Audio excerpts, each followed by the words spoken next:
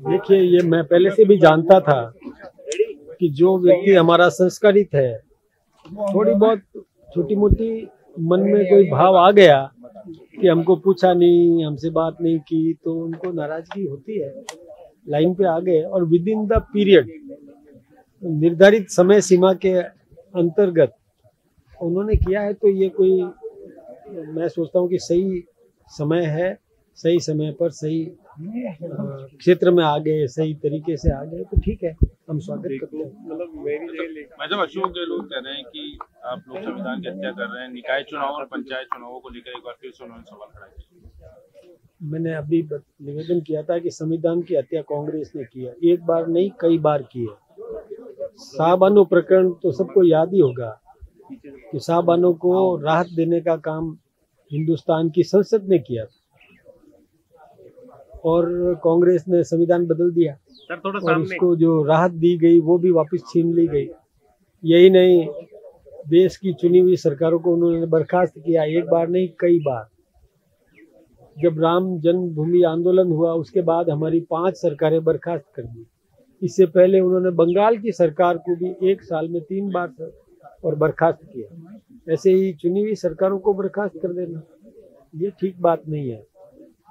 आप पर भी प्रतिबंध लगाया था इमरजेंसी में, प्रेस पर सेंसरशिप लगा दी थी, लोगों के मौलिक अधिकारों का हनन कर दिया था, तो संविधान की हत्या तो उन्होंने की है। हमारे तो देश के प्रधानमंत्री जी ने संविधान को मस्तक पर रखा है। आज देखिए बंगाल में ममता बनर्जी कितना कुछ मतलब जनता को और परेशान कर रही है, लेकिन हमने वहाँ संविधान को तोड़ा नहीं, राष्ट्रपति शासन नहीं लगाया। परिस्थितियां है राष्ट्रपति शासन जैसी। पिछली बार आप देखिए कि कोविड था भयंकर, और कोविड में और ममता बनर्जी का 5 साल पूरा भी हो गया, फिर भी हमने राष्ट्रपति शासन नहीं लगाया, हमने बर्दाश्त किया और चुनाव करवाए। हम समय समय पर चुनाव भी करवाते हैं। ये गहलोत साहब अब थोड़ा पता नहीं क्यों ऐसी बातें कर रहे हैं सुर्खियों में रहने के लिए।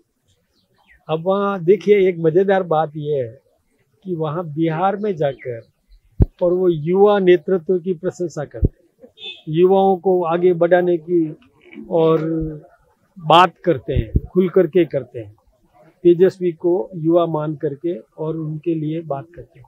और राजस्थान में उनका उप मुख्यमंत्री युवा था ना, उसको मारने का काम क्यों किया, उसको नकारा निकम्मा क्यों कहा, उसको हतोत्साहित क्यों किया, उसको प्रताड़ित क्यों किया, क्यों 5 साल तक अपने विधायकों को लेकर के, और कभी वो युवा जो उप मुख्यमंत्री लेके बैठा रहता था, कभी ये गहलोत साहब लेकर के बैठे रहते थे। अब वहां जाके युवा की बात करते हैं, यहाँ उस युवा को प्रोत्साहन क्यों नहीं देते हो? नहीं दिया, उसको मार दिया, खत्म कर दिया। और अभी भी छुपा हुआ युद्ध चल रहा है उनके बीच में, वो सर्वविदित है, कोई नई बात तो है नहीं। इसलिए परहित पर उपदेश कुशल बहु तेरे, ये वो कर रहे हैं, वहां उपदेश दे रहे हैं और यहाँ तो खुद ही आना चाहते हैं आगे, सुर्खियों में रहने के लिए कुछ न कुछ स्टेटमेंट देते रहते हैं ताकि जिंदा तो रहे राजनीति में। तो राजनीति में एक्टिव दिखाने का एक नाटक कर रहे हैं, बाकी कुछ भी नहीं है। गहलोत साहब अब मैं सोचता हूँ कि राजनीतिक क्षेत्र से हट करके उनको जादूगरी का काम थोड़ा अच्छा लगता है। अभी वो भविष्यवेत्ता भी बन गए। आपने बहुत बड़ी बात बोली, अगर पटेल नहीं ये बात खुद भी आज वहाँ के नागरिक हैं। देखिए, ये बात सरदार वल्लभ भाई पटेल का योगदान देश कभी भी नहीं भूल सकता, और उन्होंने देश के एकीकरण में जो योगदान दिया वो हम सब जानते हैं। आज देश एक है, तो उसमें शुरुआत श्री गणेश जो प्रयास था वो सरदार वल्लभ भाई पटेल का था। अंग्रेजों ने सबको स्वतंत्र छोड़ दिया था, और आज पाकिस्तान ऑक्यूपाइड कश्मीर जो है वो भी इसी कारण से है कि कश्मीर, हरि सिंह जी ने जब आज़ाद रहने की बात कह दी थी तो उनके पास कोई बड़ी सेना नहीं थी, हरि सिंह जी के पास कोई सेना नहीं थी, लेकिन पाकिस्तान ने वहाँ हमला कर दिया, कबायली आक्रमण कर दिया, घुसते गए, अंदर घुसते गए, लोगों में मार काट करते गए, लोगों को भगाते गए, कभी पंडितों को भगाया, सबको भगाया और उस क्षेत्र में कब्जा कर लिया जो आज भी पाकिस्तान ऑक्यूपाइड कश्मीर कहलाता है, जो पाकिस्तान के कब्जे में है। ये तो सरदार वल्लभ भाई पटेल थे जो अड़ गए जब महाराजा हरि सिंह जी आ गए थे समझौता करके और कश्मीर का भारत में विलय करने के प्रस्ताव लेकर के आ गए थे, तो तत्काल नेहरू जी को वो प्रस्ताव स्वीकार कर लेना चाहिए था और कश्मीर का विलय उस समय यदि भारत में हो गया होता तो आज पीओके नहीं होता।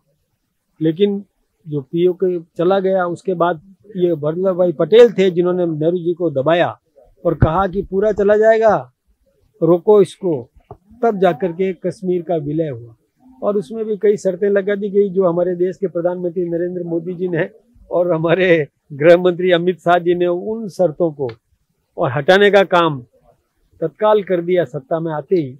बहुत बड़ा काम हमारे देश के वर्तमान प्रधानमंत्री मोदी जी ने और अमित शाह जी ने और नड्डा जी ने, इन्होंने मिलकर के जो किया है वो कभी देश भूल नहीं सकता। जोधपुर का भी आपने जिक्र तो जोधपुर का मैं इसलिए कि उस समय जोधपुर के जो हिज हाइनेस हरवंश सिंह जी थे उन्होंने भी एक बार ये प्रस्ताव रखा कि नहीं हम अलग रहेंगे, और अलग होते तो क्या दुर्गति होती उसकी कल्पना की जा सकती है। जो कश्मीर का नागरिक कल्पना करता है वैसे ही मैंने कल्पना की कि क्या होता।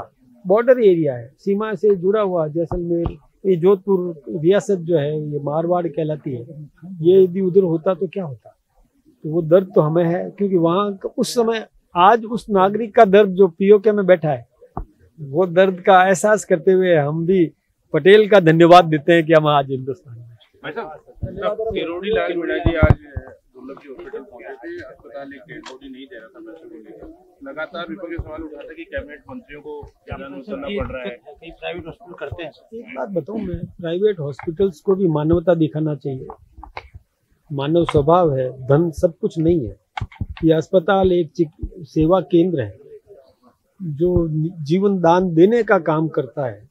अब उस अस्पताल में यदि धन के या पैसे या फीस उसको आधार बना करके डेड बॉडी नहीं देना, ये अच्छी बात नहीं है।